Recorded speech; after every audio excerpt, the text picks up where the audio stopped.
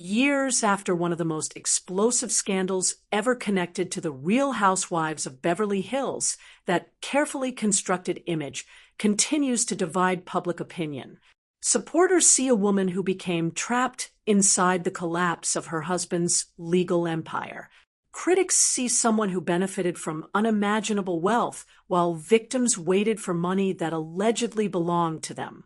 Between those two stories lies a far more complicated reality, because this isn't simply the story of a reality television star. It's the story of ambition, power, money, influence, and a legal empire whose collapse sent shockwaves far beyond Hollywood.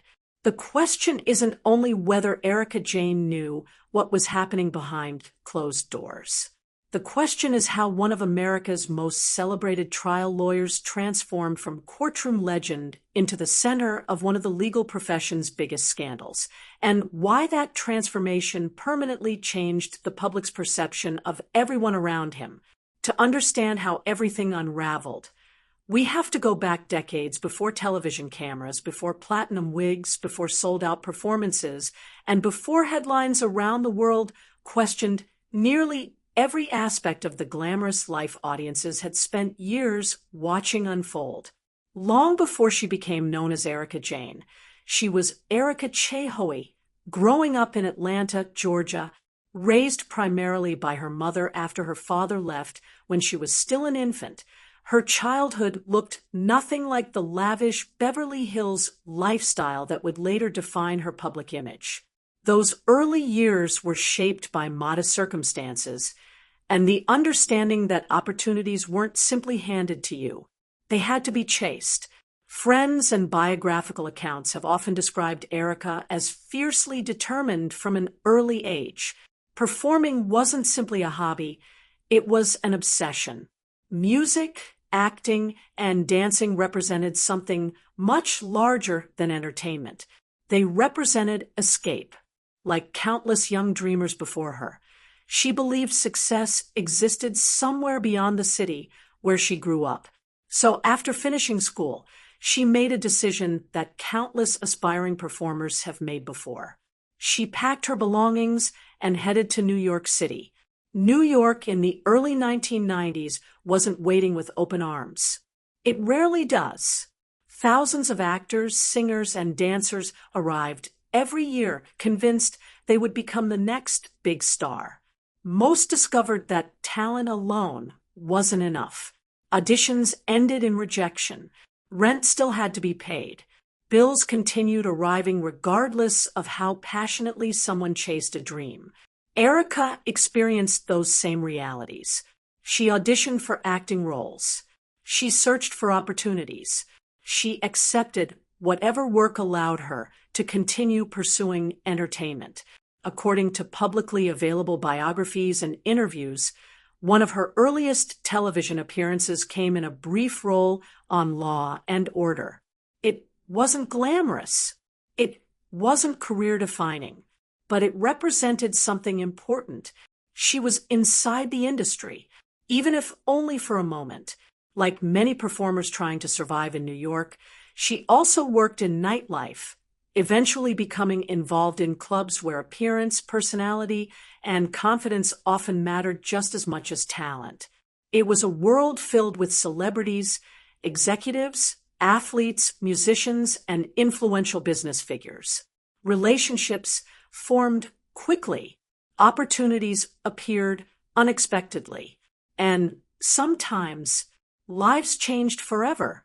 Before Beverly Hills entered the picture, Erika experienced another major milestone. She married Thomas Sizzo. The couple welcomed a son, Tommy, before their marriage eventually ended in divorce.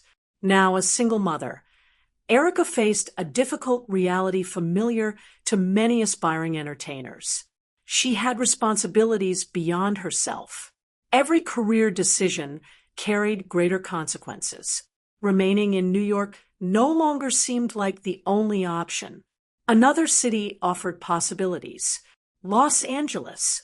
Hollywood had always represented reinvention.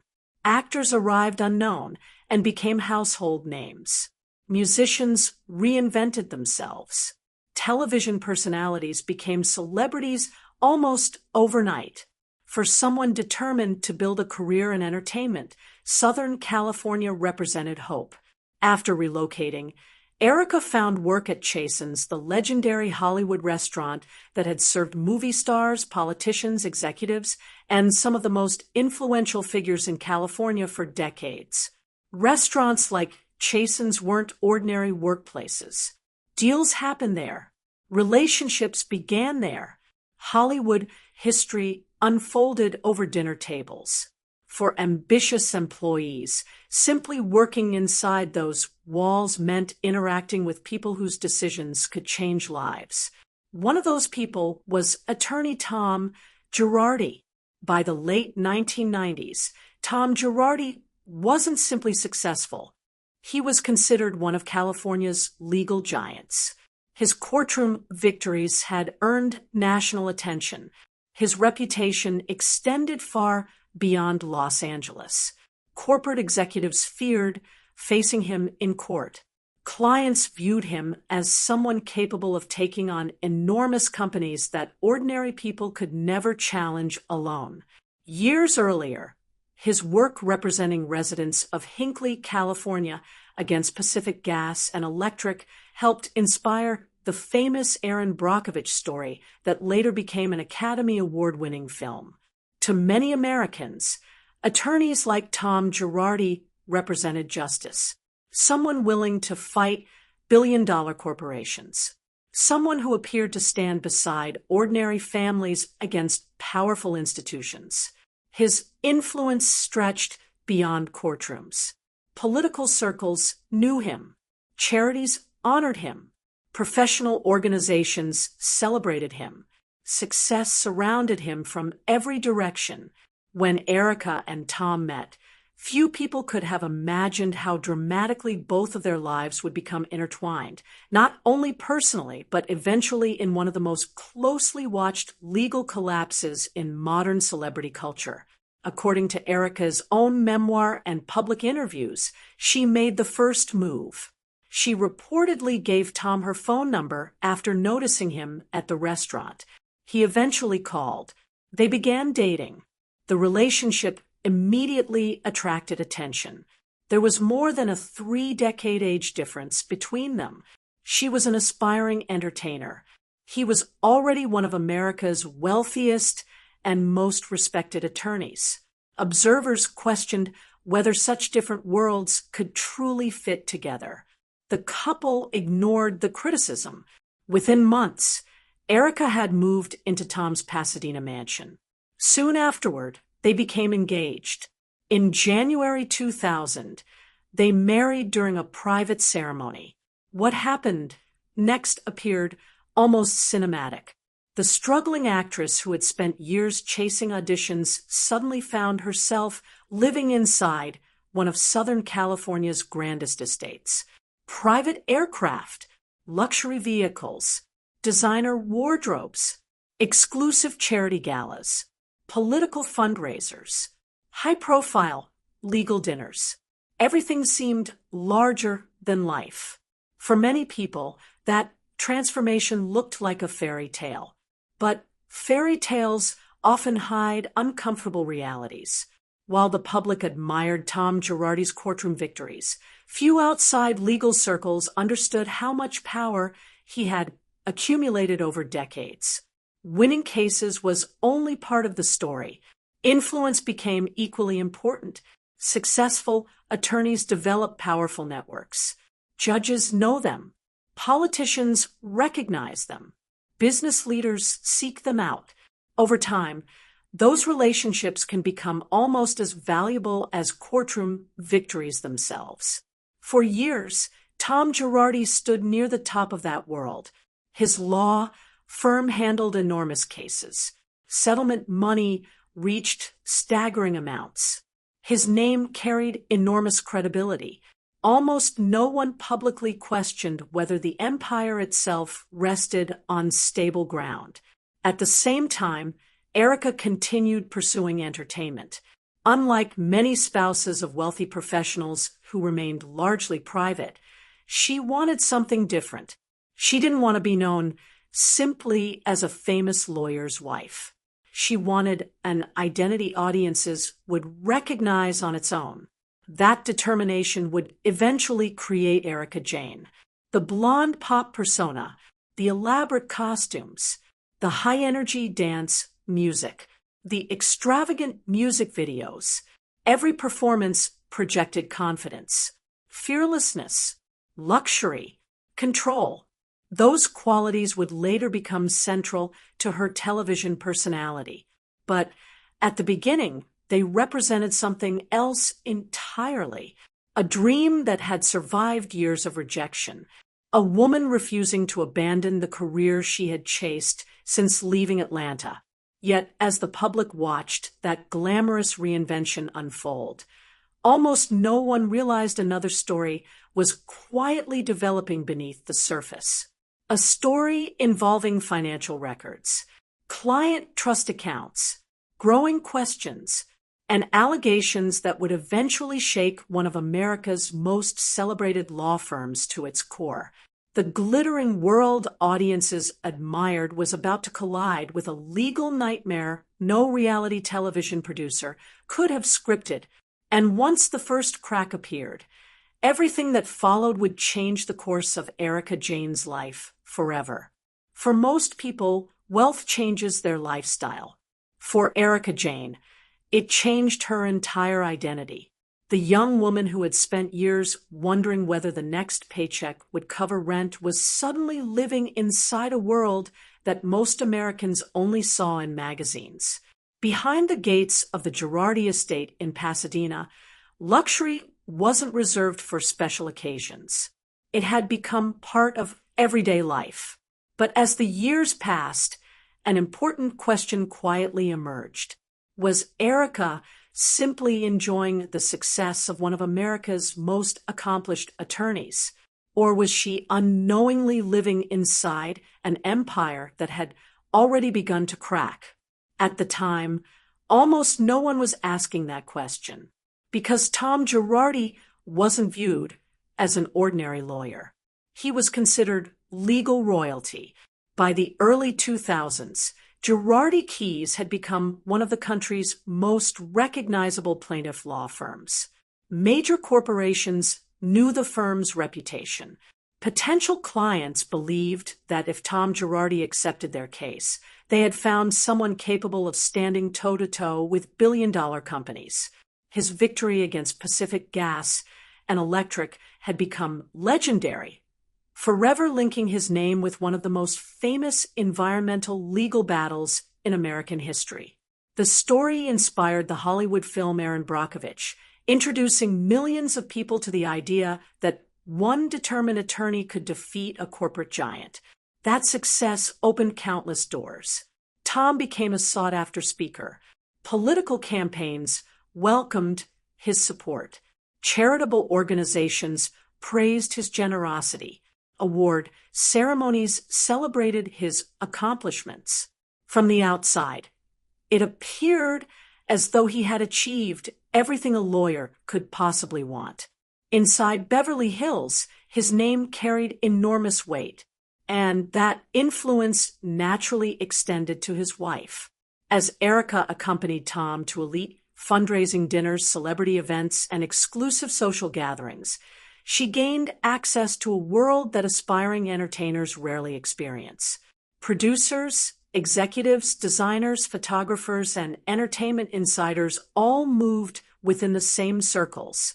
Yet despite the glamorous surroundings, Erika wasn't satisfied with simply attending events on her husband's arm. She still wanted her own career. According to her public interviews and memoir, music had always remained one of her greatest passions.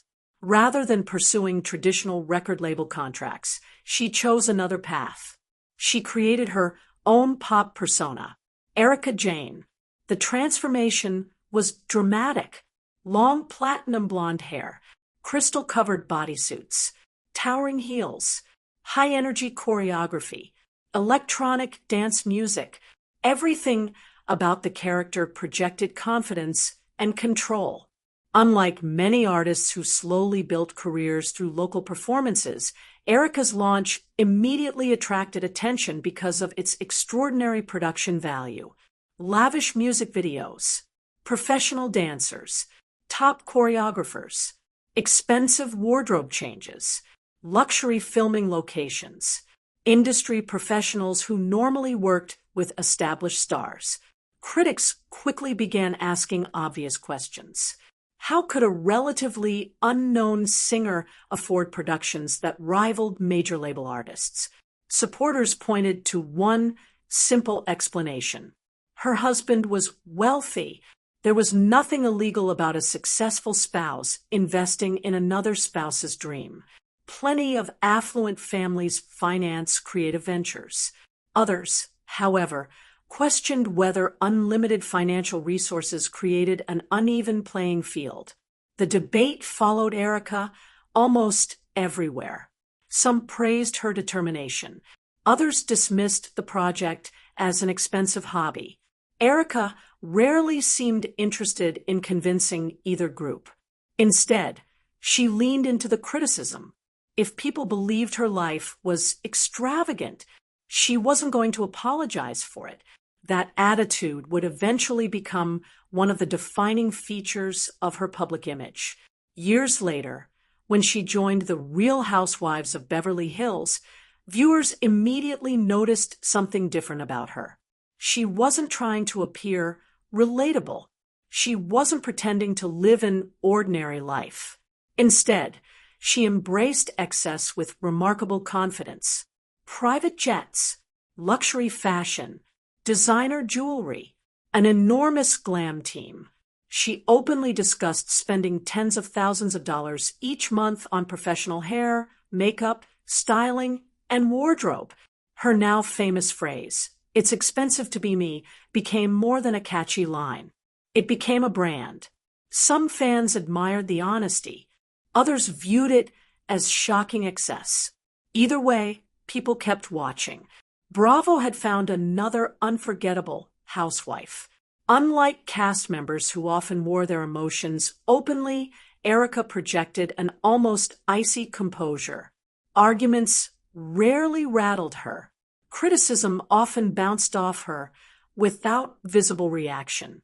When disagreements erupted, she answered with measured confidence instead of emotional outbursts. For producers, it made compelling television. For audiences, it made her deeply polarizing. Some viewers interpreted her calm demeanor as strength. Others believed it revealed emotional distance. The debates only increased her popularity. Behind the scenes, her entertainment career also continued growing. Dance singles climbed Billboard's Dance Club Songs chart.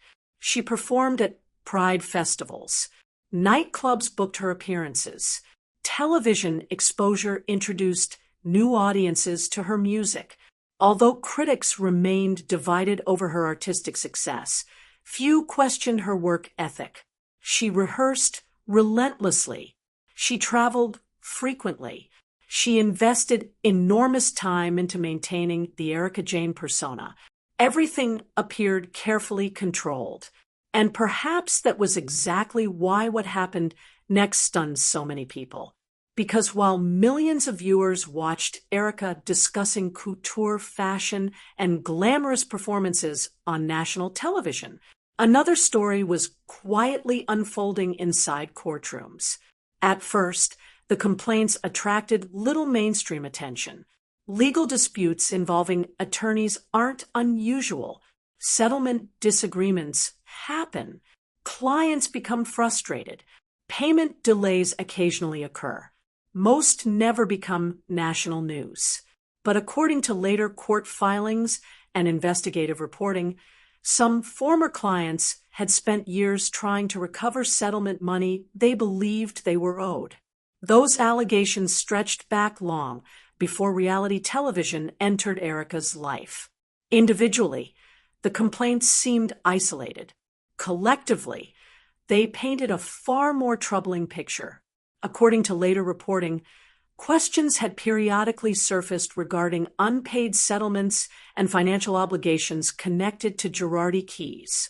Yet despite those concerns, Tom Girardi's public reputation remained largely intact for years. Why?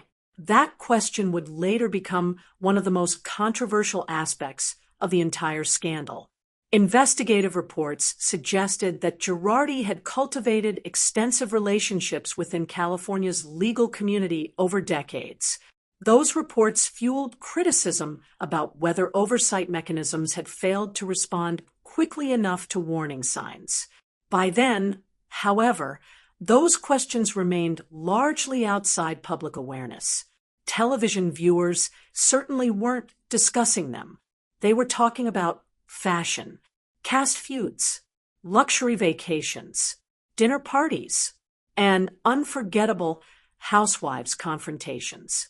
The legal storm remained hidden behind the glamour. For Erika, life appeared to be reaching new heights.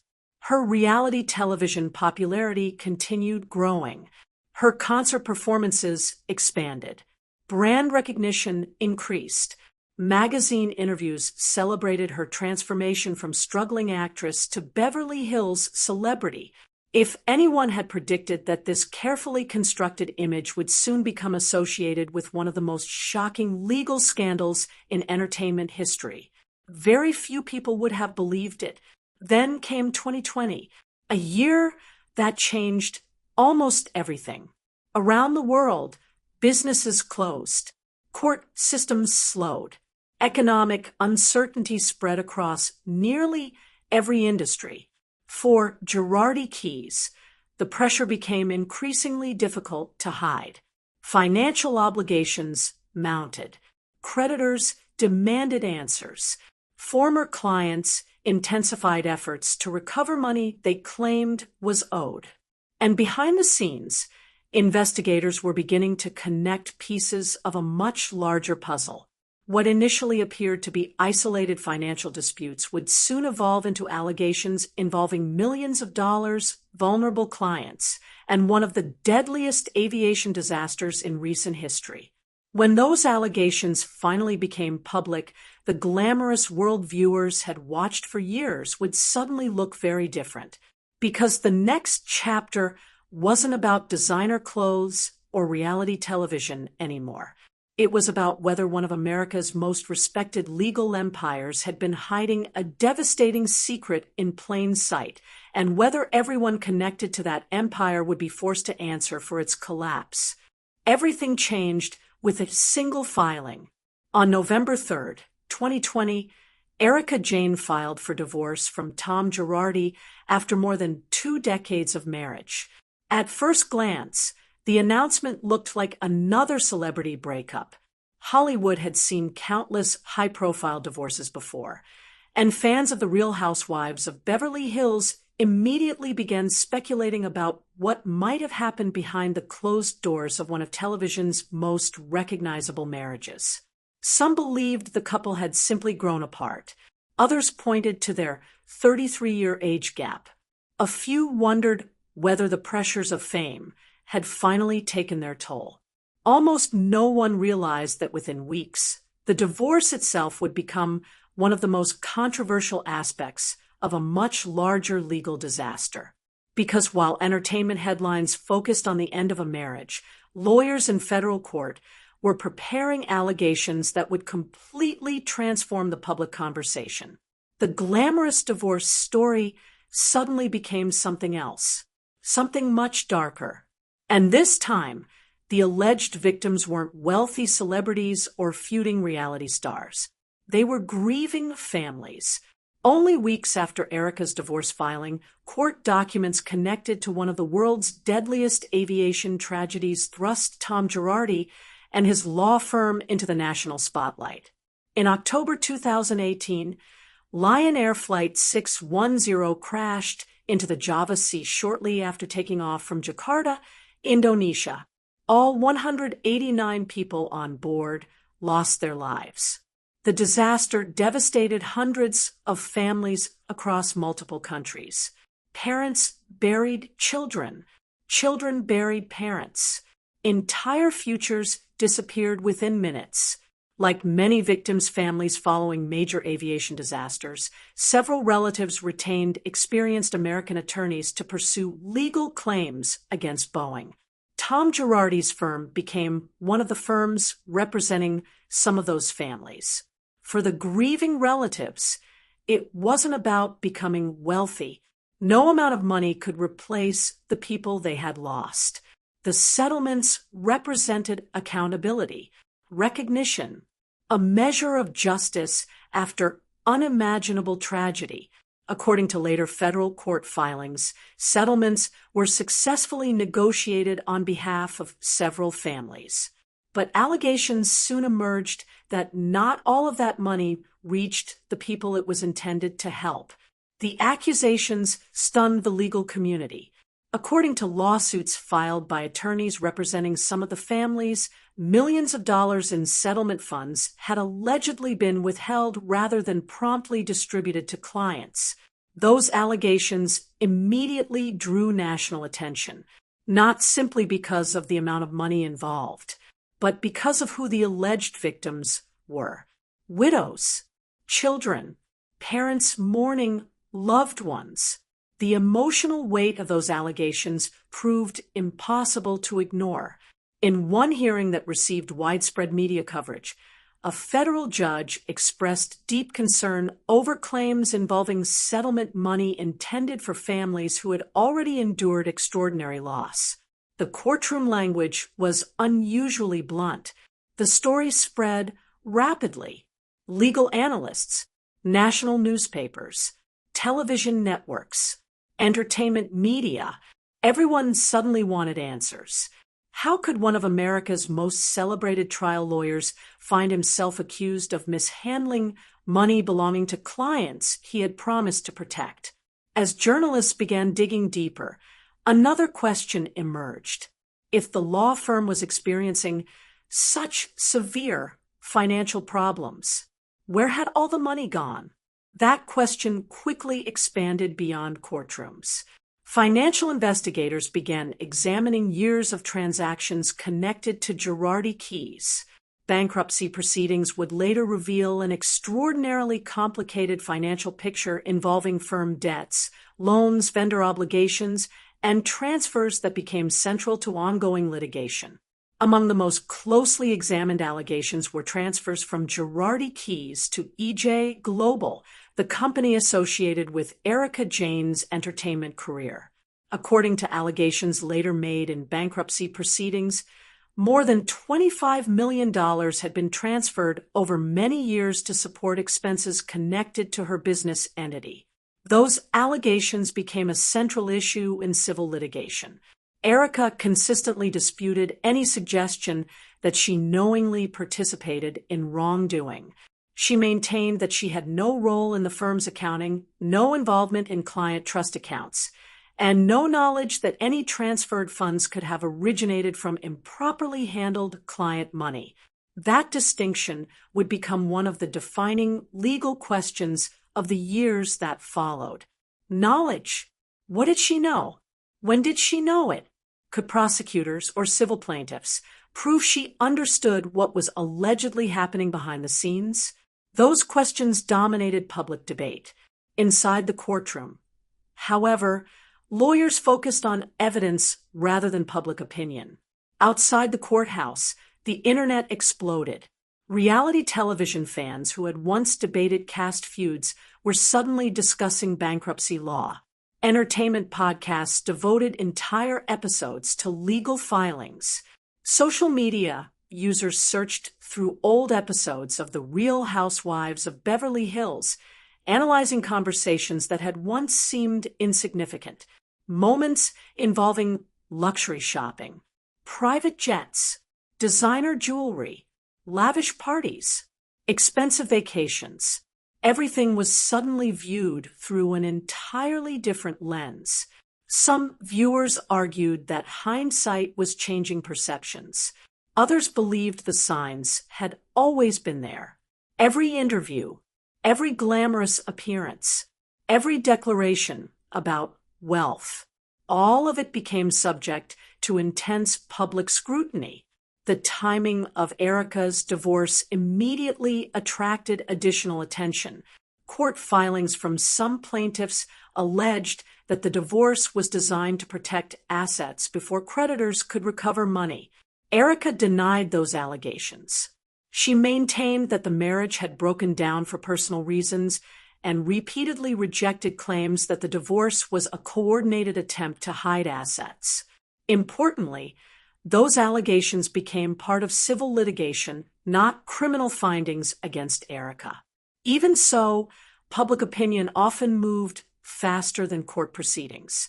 In today's digital world, accusations alone can reshape a reputation long before judges or juries reach conclusions. That reality became painfully clear as Erika returned to filming the Real Housewives of Beverly Hills.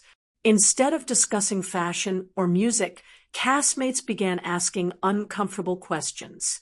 Could she really have known nothing? How could someone living such an extravagant lifestyle remain unaware of financial problems allegedly developing over many years? Those conversations became some of the most watched moments in the franchise's history. Viewers didn't simply watch reality television anymore. They believed they were witnessing history unfolding in real time. Every facial expression, every pause, every carefully chosen word, fans dissected them endlessly online. Supporters argued that marriage doesn't automatically provide access to a spouse's business records. Many pointed out that countless husbands and wives know very little about complex corporate finances. Critics disagreed. They argued that the scale of the spending made ignorance difficult to believe. The divide became enormous. One side saw Erika as another casualty of Tom Girardi's alleged deception. The other viewed her as someone who had benefited from extraordinary wealth, while vulnerable clients allegedly waited for money that belonged to them. Neither side seemed willing to compromise. Meanwhile, behind the scenes, the legal empire continued collapsing. Creditors demanded repayment. Former clients came forward with additional claims. Bankruptcy proceedings expanded. Investigators searched for assets. The questions became larger than one celebrity marriage, larger than one reality television show. The collapse of Girardi Keys was beginning to expose potential failures that critics argued extended far beyond a single law firm. How had concerns allegedly accumulated for years without stopping one of California's most influential attorneys? Were warning signs overlooked, or had power and reputation simply delayed accountability?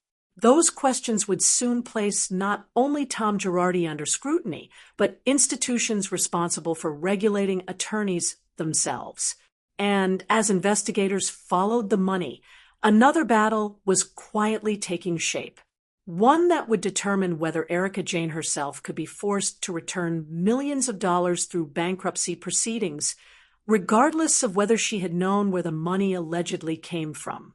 That fight would become one of the most consequential chapters of the entire saga, and it was only just beginning. The legal battle that followed wasn't fought on television. It wasn't decided during reunion specials, and it wasn't settled through public opinion. It unfolded inside federal courtrooms, bankruptcy proceedings, stacks of financial records, and months of painstaking legal arguments that stretched far beyond the headlines. For viewers, the scandal often seemed centered on one question. Did Erika Jayne know? But inside the courtroom, lawyers were asking something entirely different. If millions of dollars had moved from Tom Girardi's law firm into entities connected to Erika's career, could those funds be recovered for creditors and victims, even if the recipient claimed to have no knowledge of wrongdoing? That distinction would shape nearly every major legal battle that followed. As Girardi Keys spiraled into bankruptcy, court-appointed trustees faced an enormous challenge. They weren't simply overseeing the collapse of a once powerful law firm. They were trying to determine where years of missing money had gone. Every bank transfer mattered. Every financial record mattered. Every asset became part of a much larger investigation. According to bankruptcy filings, investigators examined transfers made over many years, attempting to reconstruct the movement of millions of dollars that had flowed through the firm's accounts. Their job wasn't to decide public opinion. It was to maximize recovery for creditors. That meant identifying property that could potentially be sold, luxury items, business interests, cash transfers, jewelry, real estate, corporate accounts. Nothing was automatically off limits. One of the most publicized disputes involved a pair of diamond earrings. For years, they had represented little more than another glamorous accessory seen on reality television. Suddenly, they became evidence. Bankruptcy trustees argued that the earrings had been purchased with client funds that allegedly never should have been used for personal luxury purchases. The dispute quickly attracted enormous media attention. It wasn't because of the jewelry itself. It was because of what the earrings symbolized. To critics, they represented unimaginable excess during a period when vulnerable clients were allegedly waiting for money that belonged to them. To Erika's supporters, the issue reflected a complicated legal process in which ownership and knowledge still had to be determined through the courts. The public debate became deeply emotional. How could something as glamorous as diamond earrings become connected to families seeking justice? The symbolism was impossible to ignore after extensive litigation. The earrings ultimately became part of the bankruptcy recovery process, with court rulings concluding they had been purchased using funds connected to the law firm's accounts, as described in the court proceedings referenced by the source material. For many observers, that moment fundamentally changed the conversation. The scandal no longer felt abstract. It became tangible. If luxury items could be traced back through financial records, what else might investigators uncover? Meanwhile, Tom Girardi's own world was collapsing at extraordinary speed. The attorney who had once stood before juries arguing on behalf of injured clients now faced scrutiny from federal prosecutors. His legal career effectively ended. He was disbarred. The professional reputation built over decades disappeared almost overnight. Then came another complicated development. Tom's attorneys argued that he was suffering from Alzheimer's disease and dementia. Medical evaluations, conservatorship proceedings, and competency questions entered the public discussion. For some observers, the medical claims raised genuine concerns about his health. Others questioned whether those issues affected responsibility for actions that prosecutors alleged had occurred over many years. The legal system faced an exceptionally difficult balance, protecting the rights of an elderly defendant while also pursuing accountability for alleged financial crimes involving numerous victims. Eventually, federal prosecutors moved forward with criminal charges. Unlike civil litigation, criminal cases require proof beyond a reasonable doubt. The burden is significantly higher. During trial, prosecutors presented evidence alleging that Girardi repeatedly misled clients about settlement payments. According to the proceedings described in the source transcript, jurors heard recordings and testimony that prosecutors argued demonstrated a long-running pattern of deception regarding money owed to clients. The outcome marked a stunning reversal. For a man once considered nearly untouchable, Tom Girardi was convicted on multiple federal wire fraud counts. Later, he was sentenced to federal prison and ordered to pay restitution and financial penalties, according to the source material. For victims' families, the verdict represented a measure of accountability. For the legal profession, it became one of the most damaging scandals in recent memory. But even as Tom's criminal case reached major milestones, Erika's legal situation remained very different. She was not convicted alongside him. Instead, her battles continued primarily in the civil arena. That distinction became increasingly important. Many public discussions blurred the difference between criminal guilt and civil liability. The law does not. Civil cases often focus on recovering money. Criminal cases focus on proving crimes. Those are fundamentally different questions. Nevertheless, public perception rarely separates them so neatly. Each new headline seemed to reignite old debates. Every television appearance generated fresh criticism. Every legal filing inspired another wave of online commentary. Even moments unrelated to court proceedings became controversial. When Erika continued appearing on the Real Housewives of Beverly Hills, viewers reacted in dramatically different ways. Some admired her decision to keep working despite relentless scrutiny. Others believed remaining on television projected the wrong message, while victims were still pursuing financial recovery. Bravo itself found the situation extraordinarily delicate. The network wasn't conducting criminal investigations. It was producing reality television. Yet reality had become impossible to separate from the show's storylines. Season after season, Erika faced questions from castmates who often reflected the same concerns audiences expressed online. Some conversations became intensely emotional. Others became openly confrontational. Viewers watched friendships fracture over disagreements about accountability, loyalty, and compassion. Perhaps the most remarkable aspect of those episodes was how rarely the arguments centered solely on legal technicalities. Instead, they focused on morality. What responsibilities do spouses have? Can someone enjoy extraordinary wealth without asking difficult questions? Does ignorance excuse benefiting from money later alleged to have been improperly obtained? Those aren't questions judges alone can answer. They're questions society continues debating long after court cases end.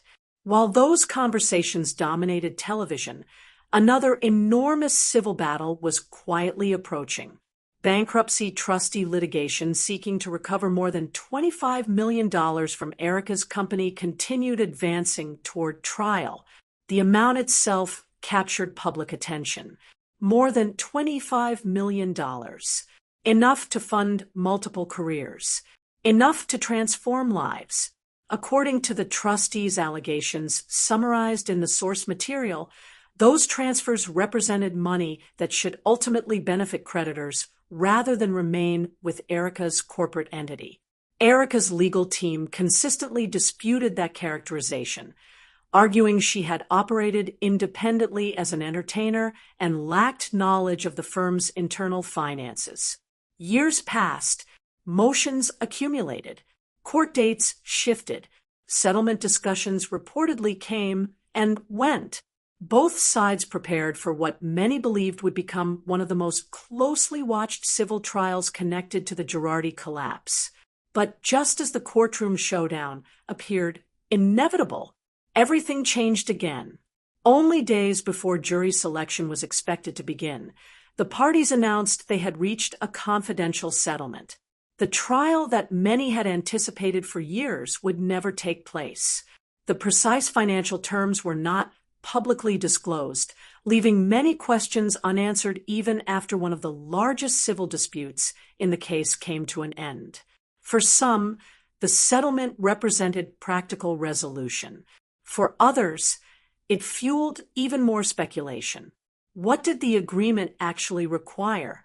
Who compromised? How much money changed hands? Because the settlement remained confidential, those questions largely remained unanswered. Yet, despite resolving one major legal battle, Erika's legal challenges were far from over.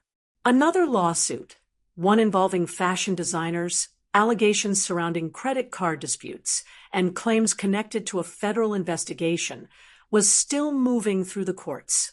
And unlike the battles that had already reshaped her public image, this new case threatened to reopen entirely different questions about trust, influence, and accountability. Even after years of court hearings, endless headlines, and one of the most publicized legal collapses in modern entertainment history, Erika Jayne's story still wasn't over. If anything, it had entered an entirely new phase. The bankruptcy litigation that had dominated headlines for years was beginning to wind down, but another courtroom battle was quietly gathering momentum, one that had nothing to do with airplane settlements or missing client trust accounts. Instead, it centered on fashion, credit card charges, federal investigators, and allegations that would once again place Erika's name under an uncomfortable spotlight. For most people, Marco was simply another luxury costume company. Within the entertainment industry, however, the brand had earned a strong reputation for designing elaborate stage outfits for singers, dancers, and television personalities. Performance costumes aren't ordinary clothing. They are custom-built, hand-sewn, often requiring hundreds of hours of work. Every crystal, every seam, every measurement is designed specifically for one performer. Over several years, Marco created numerous custom looks for Erika Jayne's concerts, music videos, and public appearances. At the time, their business relationship appeared perfectly ordinary. Invoices were paid. New costumes were ordered. The partnership continued. Then everything changed. According to allegations later made in civil court by designer Christopher Sila, disputes arose over charges made to Erika's American Express account for costume work completed between 2014 and 2016. Those allegations eventually expanded into claims involving malicious prosecution and conspiracy after a federal criminal investigation that was later dismissed. Erika has denied wrongdoing in that litigation. The lawsuit painted a dramatic picture. Sila alleged that what began as a billing disagreement escalated into years of legal and personal turmoil, causing devastating damage to his business and reputation. Erika has denied knowingly making false statements and has maintained that she was not part of any criminal scheme. Because the case remains civil litigation, those competing claims have yet to receive a final judicial resolution. Even without a final verdict, the lawsuit reignited public debate. Some observers viewed it as another example of the long shadow cast by the Girardi scandal. Others argued that every new allegation risked being interpreted as proof before the courts had completed their work. That distinction became increasingly important. In the age of social media, accusations often travel much faster than judgments. Every court filing generated fresh headlines. Every hearing became another trending topic. Every interview was dissected online within minutes. Supporters and critics continued fighting the same battle they had been fighting for years. Was Erika Jayne a woman rebuilding her life after the collapse of an empire she didn't control? Or had she benefited from extraordinary privilege while asking too few questions? Those two competing narratives continued dominating public conversation. Ironically, while the legal system focused on evidence, much of the internet focused on perception. A single facial expression during a reunion special, a comment made in an interview, a photograph posted on social media, each became another piece of evidence, not in court, but in the court of public opinion. Reality television amplified every moment. During more recent seasons of the Real Housewives of Beverly Hills, viewers witnessed a noticeably different Erika. Gone was much of the larger-than-life confidence that had defined her earliest appearances. Instead, audiences occasionally saw someone speaking about isolation, fear, financial uncertainty, and the emotional consequences of watching an entire life unravel in public. She described aspects of her marriage as controlling and discussed what she viewed as significant power imbalances. Those comments became part of her evolving public narrative, while critics continued questioning how much she knew about the firm's finances. Those interviews divided viewers once again. Some saw vulnerability, others remained skeptical. What almost everyone agreed upon, however, was that the Erika appearing on television no longer resembled the woman audiences had first met years earlier. The image had changed. The circumstances had changed. Even her lifestyle had changed. The enormous Pasadena mansion was gone. The limitless spending that once symbolized Beverly Hills excess had become impossible to sustain. According to the source material, Erika transitioned into a smaller Los Angeles home while continuing to perform professionally and maintain her television career. That transition represented more than a change of address. It symbolized the end of an era. For years, wealth had been central to the Erika Jayne brand. Now survival had become just as important. One constant remained. She continued working. Rather than disappearing from public life, Erika kept performing, appearing on television, and pursuing entertainment opportunities. Her Las Vegas residency became one of the most visible examples of that determination. For supporters, continuing to perform demonstrated resilience. For critics, it represented an uncomfortable reminder that the controversy surrounding her name had not fully disappeared. Again, public opinion split almost perfectly down the middle. Perhaps that polarization explains why Erika Jayne remains one of the most discussed figures in the history of the Real Housewives franchise. Very few reality television personalities generate such dramatically different reactions. Some viewers admire her refusal to retreat. Others believe accountability should remain the dominant focus of her story. Both perspectives continue shaping how her legacy is discussed. Meanwhile, the broader Girardi scandal left consequences extending far beyond one marriage or one television show. The collapse of Girardi Keys prompted renewed scrutiny of attorney oversight, professional ethics, and the systems responsible for protecting client funds. Critics argued that earlier warning signs should have received greater attention. Legal observers questioned whether regulatory reforms were necessary to prevent similar situations in the future. In that sense, the scandal became much larger than celebrity culture. It became a case study in institutional accountability. How could someone celebrated for decades as a champion of injured clients ultimately face criminal conviction for defrauding clients? How could a law firm with such prestige collapse so completely? And how could so many lives become intertwined with that collapse?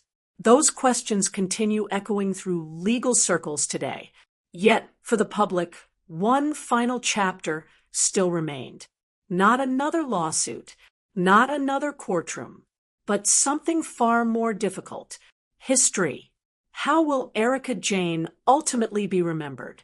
As a performer who survived extraordinary personal and public upheaval, as someone forever linked to one of the most notorious legal scandals in American history, or as both at the same time?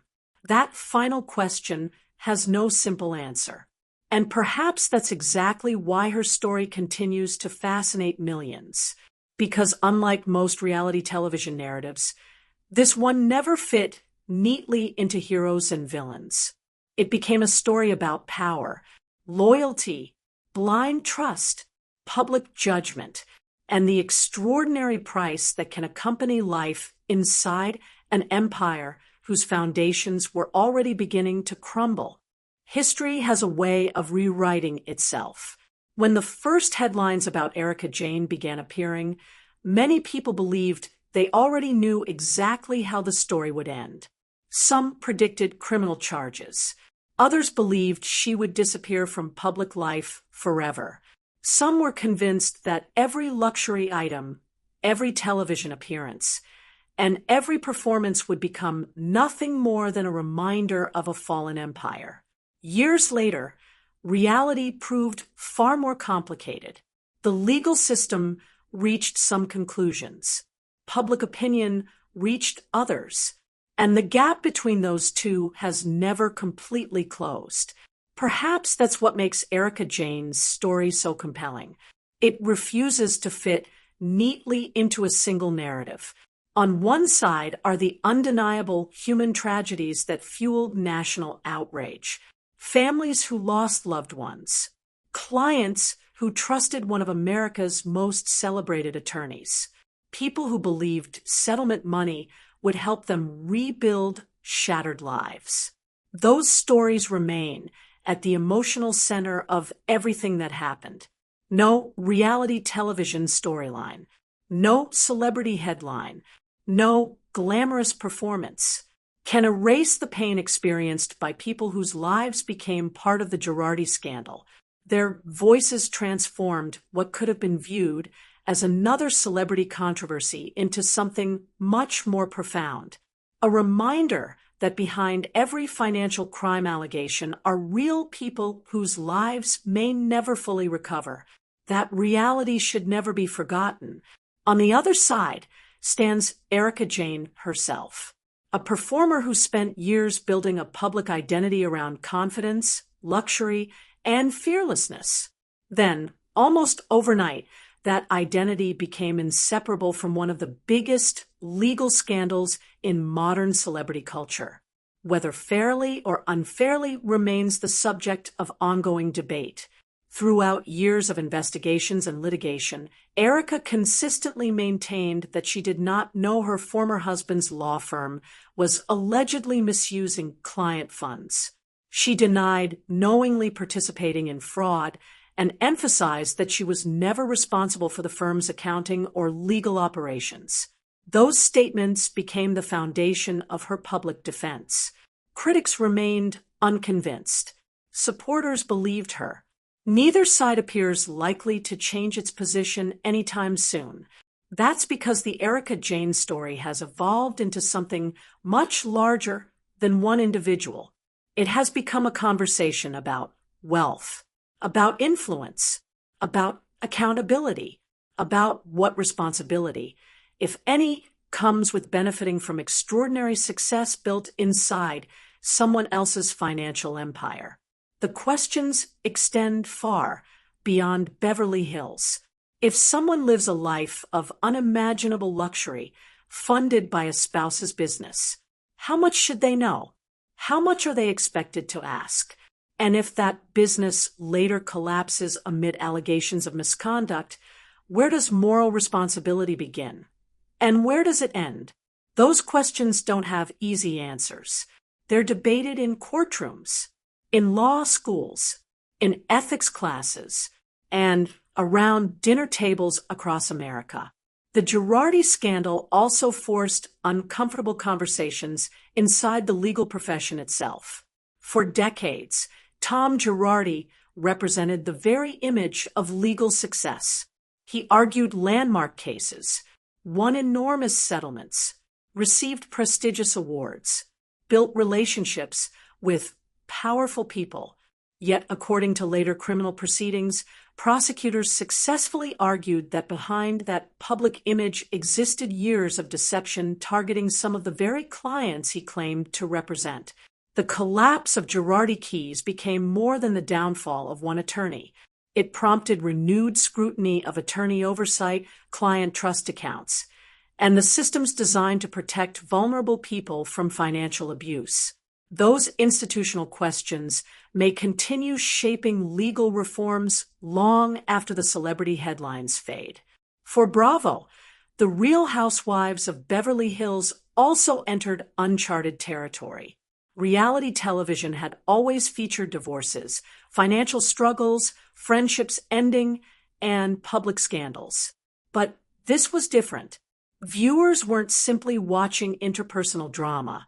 They were watching real legal proceedings unfold alongside entertainment programming. Every reunion, every cast trip, every emotional confrontation, all carried added significance because audiences already knew the legal battles taking place outside the cameras. It blurred the line between entertainment and real life in ways few reality shows ever have. Perhaps that's one reason the story continues attracting attention years later. It never felt scripted. It couldn't be. The consequences were simply too real, as of the source material you've provided. Erika continues rebuilding both her personal and professional life while some legal matters connected to her broader public story remain active or have only recently concluded. She has continued working in entertainment, maintaining her television career and live performances while navigating years of extraordinary public scrutiny. Whether history ultimately remembers her as a survivor, a beneficiary of extraordinary privilege, or something in between will likely remain a matter of public interpretation. What is certain is that her name will forever be linked to one of the most remarkable intersections of celebrity culture, legal ethics, reality television, and public accountability in modern American entertainment. Perhaps that's the greatest irony of all. Erika Jayne spent years creating a stage persona built on perfection. Every performance carefully choreographed, every outfit meticulously designed, every appearance projecting complete control. Yet the story that ultimately defined her legacy was one no publicist could script, no producer could edit, and no performer could fully control. Because when the cameras stop rolling, when the headlines eventually fade, and when the legal filings become part of history, only one question truly remains. How should history remember the people who stood closest to power when that power collapsed? Was this the story of a woman who unknowingly watched her world disappear beneath her feet? Or the story of someone whose extraordinary life became forever intertwined with one of the most devastating legal betrayals in recent memory? The answer may depend on who you ask. And perhaps that uncertainty is exactly why this case continues to fascinate audiences around the world. It reminds us that real life rarely offers perfect endings. Sometimes justice arrives, slowly. Sometimes reputations never fully recover. Sometimes the truth is layered, uncomfortable, and impossible to fit into a single headline. And sometimes the most unforgettable stories aren't about the rise or the fall. They're about everything revealed in between. If this story changed the way you see the intersection of celebrity, wealth, power, and accountability, share your thoughts in the comments below. Respectful discussion often reveals perspectives that headlines alone cannot capture. And if you enjoy deeply researched documentaries that separate verified facts from speculation while exploring the stories behind the biggest entertainment headlines, subscribe and turn on notifications so you don't miss our next investigation. Until next time, thank you for watching.